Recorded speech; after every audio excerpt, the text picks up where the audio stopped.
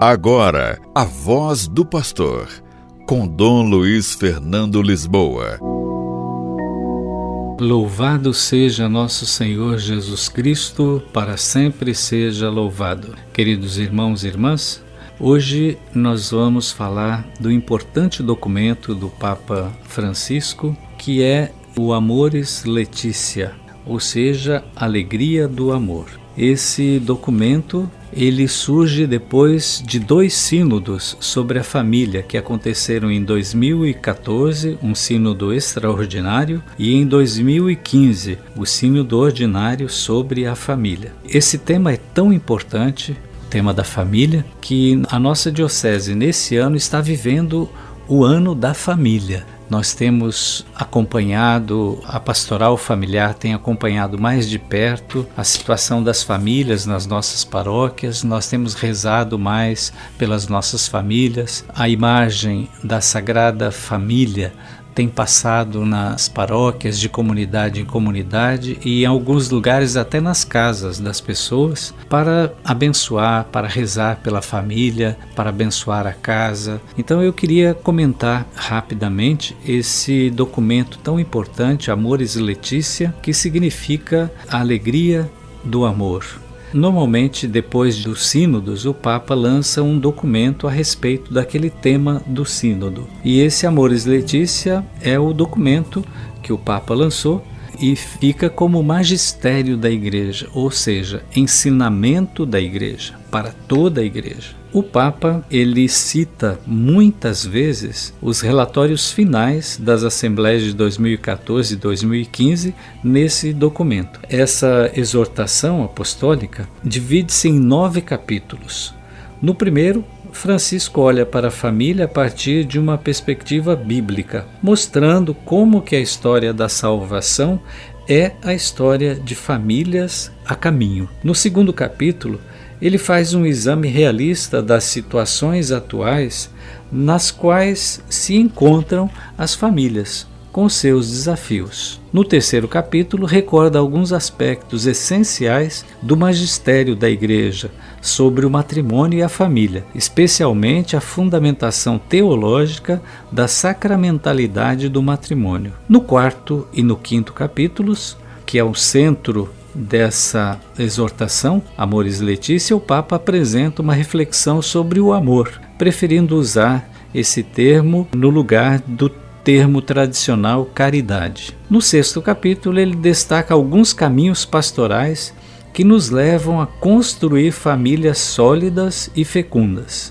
No sétimo capítulo, trata da criação e a educação dos filhos. No oitavo capítulo, apresenta um convite à misericórdia e ao discernimento pastoral perante situações que não correspondem plenamente ao que o Senhor nos propõe. E no nono, faz uma proposta concreta de uma espiritualidade familiar. O Papa diz lá no número 298 desse documento: não existem receitas simples. Para falar da família não existe receita simples. Ele deixa claro que não quer em nada romper com a tradição, nem modificar a doutrina estabelecida sobre o matrimônio. O que ele pretende, na verdade, é manter a mesma orientação segundo o espírito do Concílio Vaticano II, concílio que aconteceu entre 1962 e 1965, que é a orientação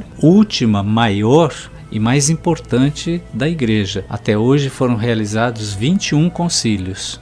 E o Concílio Vaticano II foi o último, então é a ele que nós seguimos, as diretrizes do concílio que nós temos que colocar em prática. Então ele diz que ele pretende manter essa mesma orientação, embora ousando aprofundar mais nas tentativas de soluções pastorais do que os anteriores documentos papais sobre família dentro dos limites da doutrina católica. Ele diz nesse documento, no número 308, compreendo aqueles que preferem uma pastoral mais rígida, que não dê lugar a confusão alguma, mas creio sinceramente que Jesus Cristo quer uma igreja atenta ao bem que o Espírito derrama no meio da fragilidade, uma mãe que ao mesmo tempo que expressa claramente claramente a sua doutrina objetiva, não renuncia ao bem possível, ainda que corra o risco de sujar-se com a lama da estrada. Então, uma comparação muito bonita que ele faz. Uma mãe, ela tem o ideal do ensinamento que ela dá para os seus filhos, mas nem todos os filhos conseguem viver e seguir, mas ela não deixa de amar, nem de acolher, nem de cuidar de nenhum dos seus filhos. Assim deve acontecer em relação às famílias. Não podemos imaginar que família é só aquela que nós temos como ideal, que nós temos na nossa cabeça, e fora dessa não é família, de forma nenhuma. Nós temos que nos abrir, temos que entender essa analogia, essa comparação que faz o Papa, para que todas as famílias sejam incluídas nas nossas orações, para que todas as famílias sejam cuidadas, sejam bem tratadas, sejam orientadas pela Igreja. E ele traz o capítulo 8, que é um capítulo muito provocativo, porque fala da necessidade de acolhermos todas as famílias, de não voltarmos as costas, nem fecharmos as portas para ninguém. O padre Juliano, que é pároco em Alegre, escreveu um livrinho chamado Amores Letícia em Debate. E nesse livro diz o seguinte, comentando esse documento do Papa: se não mudou o paradigma da fé, o que mudou então, efetivamente, com Amores Letícia, com esse documento? Ele diz: nada e tudo. Nada no sentido de que o matrimônio continua sendo indissolúvel e o adultério continua sendo pecado mortal. E muda tudo no sentido de que os critérios de discernimento, no caso a caso da pastoral familiar, devem a partir de agora levar em conta não apenas a aplicação fria da lei por parte do clérigo, do responsável, do padre, mas também a consciência bem formada das próprias pessoas diretamente envolvidas na chamada situação irregular. É por isso que a pastoral familiar ela é tão importante nas nossas comunidades e paróquias, e ela tem as várias partes: preparação para o matrimônio, outro grupo que cuida do matrimônio em si, pós-matrimônio e também os casos especiais. Casos especiais são famílias especiais que precisam ser tratadas, precisam ser atingidas, precisam ser acolhidas, precisam ser ajudadas. Uma pastoral familiar, à luz dessa exortação, Amores Letícia, tem como primeiro desafio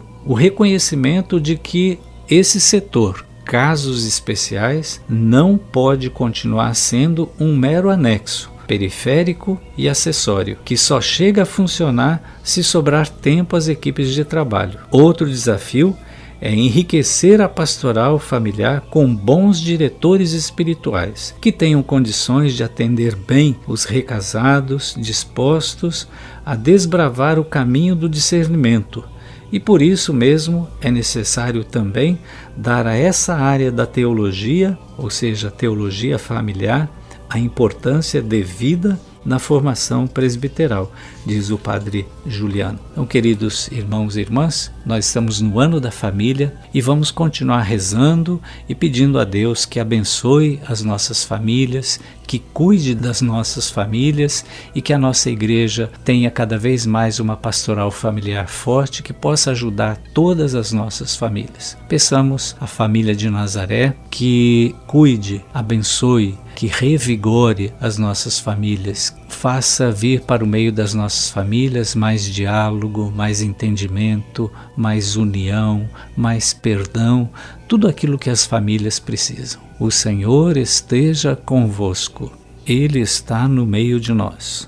Abençoe-vos o Deus Todo-Poderoso, o Pai e o Filho e o Espírito Santo. Amém. A Voz do Pastor, com Dom Luiz Fernando Lisboa.